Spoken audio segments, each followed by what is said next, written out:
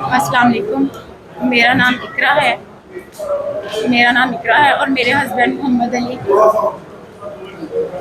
मेरा नाम इकरा है और मेरे हस्बैंड मोहम्मद अली 1 साल से मिलिट्री कस्टडी में हैं। 16 मई को उनको पकड़ा गया है, जबकि 9 मई वाले दिन वो सिर्फ वहाँ पे गए थे।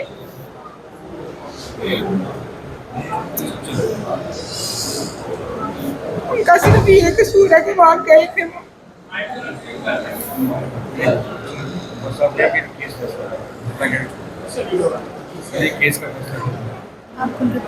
उन्होंने कुछ भी ऐसा नहीं किया, ना कोई प्रूफ है। अगर कोई प्रूफ है तो उनको कोई सजा दी जाए या रखा जाए।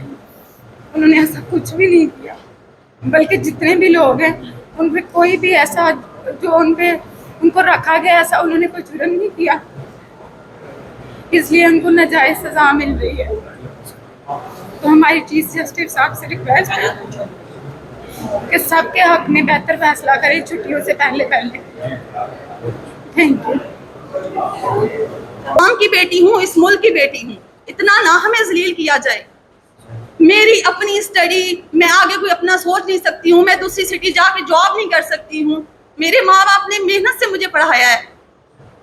1 साल से मैं एक जगह पे रुकी हुई हूँ, सिर्फ एक अपने भाई के लिए। जिस भाई ने एक बहन का सहारा बनना था, आज वो बहन एक भाई के लिए अपने फ्यूचर को तबाह करके बैठी हुई है। वो इसी गिल्ट में मुझसे नजरें नहीं मिला पाता। मैं जब भी स्टडी के हवाले से बात करती हूँ कि मैंने फर्दर अपना ये करना है, वो इतना गिल्टी है, कुछ ना करते हुए भी वो गिल्टी है। मैं एमफिल स्कॉलर हूँ, आगे मैंने पीएचडी के लिए अप्लाई करना है। मैं कोई जॉब नहीं कर सकती हूँ, हम कोई लैंडलॉर्ड नहीं है, हम मिडिल क्लास फैमिलीज हैं। हमारे बच्चों ने हमारे ऊपर इन्वेस्ट किया, तो अब हमारे ऊपर जिम्मेदारी बनती है कि हम उन्हें कुछ पे बैक करें, लेकिन हम कुछ नहीं कर पा रहे हैं। तो क्या हमारे माँ बाप को कुछ, मतलब वो तो हैं जो कुछ बर्दाश्त कर रहे हैं, मैं अपने माँ बाप को मजीद कोई इस तरह की परेशानी नहीं दे सकती हूँ। इसलिए मैं अपील ही कर सकती हूँ आप लोगों से, चीफ जस्टिस साहब से, कि काइंडली इस केस को जल्दी डिसाइड किया जाए, कोई बेंच बनाएं, कुछ इस हवाले से इस बात को आगे बढ़ाएं। हमारी हिम्मत अब खत्म हो रही है।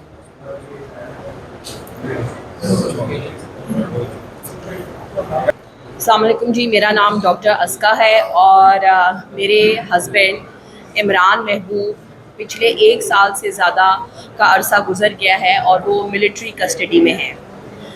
मेरे हस्बैंड एक प्रोफेशनल और एक इंतहाई मुहिब्बे वतन शख्स 1 साल से ज़्यादा का अरसा अपने नाकर्दा गुनाहों की सज़ा काट रहे हैं मिलिट्री कस्टडी के अंदर। उनको 13 मई को अपने काम के जगह से उठाया गया और आज दिन तक वो बिहाइंड बार्स हैं। वो 9 मई को एक पीसफुल प्रोटेस्ट में शामिल होने गए थे। वो किसी किस्म के जलाओ घिराव, किसी तोड़ फोड़, किसी चीज़ के अंदर ना तो वो मुलव्विस थे, ना उनके ऊपर ऐसा कोई चार्ज है। लेकिन इसके बावजूद उनको अभी तक पीछे जेल में रखा हुआ है। ये हमारी समझ से बाहर है।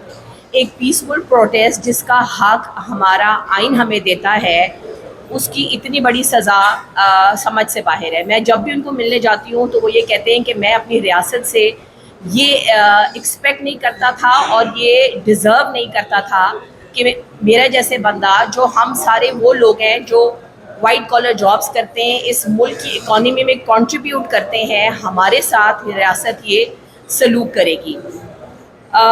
मैं अब इससे तो जो आज हम सब फैमिलीज़ का एक मौक़िफ़ है कि सुप्रीम कोर्ट हमारे इस केस को आगे लेके चले। अक्टूबर 23 में एक फ़ैसला आ गया था कि सिविलियंस को आप नहीं ट्राई कर सकते मिलिट्री कोर्ट में, और वो फिर अपील में चला गया। तो अब अक्टूबर से लेके अब जून आने वाला है, 7 महीने गुजर गए हैं।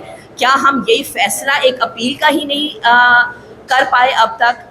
आगे समर वेकेशंस आने वाली हैं। मेरी मुअज़्ज़ज़ जज साहिबान और स्पेशली हमारे चीफ जस्टिस से ये रिक्वेस्ट है कि इन समर वेकेशंस जो आपकी कोर्ट में आनी है, उससे पहले इस केस का फ़ैसला करें। आप लोग किस तरह छुट्टियों पे चले जाएंगे अपने बच्चों के साथ, जब आपको पता है कि 87 लोग इस वक्त मासूम हैं। ये सब लोग, उनको आपने साल से ज़्यादा जेलों में बिठाया हुआ है और उनको आगे कुछ नज़र नहीं आ रहा।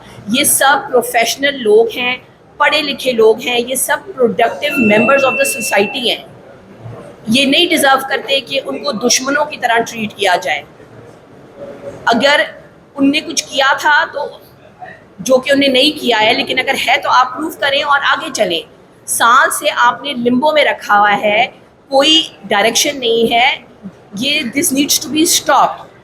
हम फैमिलीज़ जो हैं वो सारी इस कदर अजियत से गुजर रही हैं। हर फैमिली की एक स्टोरी है। मेरी अपनी फैमिली में मेरे हस्बैंड के 2 बड़े भाइयों को इस सारी टेंशन की वजह से हार्ट अटैक हो गए। मैं एंटी डिप्रेशंस पे चली गई दवाइयों के ऊपर। जो मैं अपने हस्बैंड की बात करूँगी, आप उनका फ्यूचर तबाह कर दिया है। वो कल को निकलेंगे, उन्हें कौन जॉब देगा? जो बाकी बच्चे पढ़ रहे हैं, जिनकी पढ़ाइयाँ हैं, उन्हें कल को बाहर जाना था पढ़ने के लिए, जॉब्स के लिए जाना था।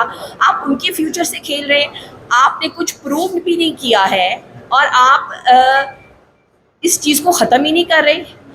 देखिए, जो सुप्रीम कोर्ट हमारे फंडामेंटल राइट्स की हमारे लिए नहीं खड़े होंगे तो कौन खड़ा होएगा? तो अगेन मेरी बहुत गुजारिश है सुप्रीम कोर्ट से कि तमाम जजेस से कि वो अब हिम्मत करें, आगे चलें और इस केस का, इसके ऊपर जो फुल बेंच रिक्वेस्ट हुआ है वो जल्द से जल्द बनाएं और इसके ऊपर फैसला दें, ताकि इन सब बेगुनाह बच्चों की जो वहाँ पे है उनकी जान खलासी हो और हम इस अजियत में से निकलें। Thank you very much.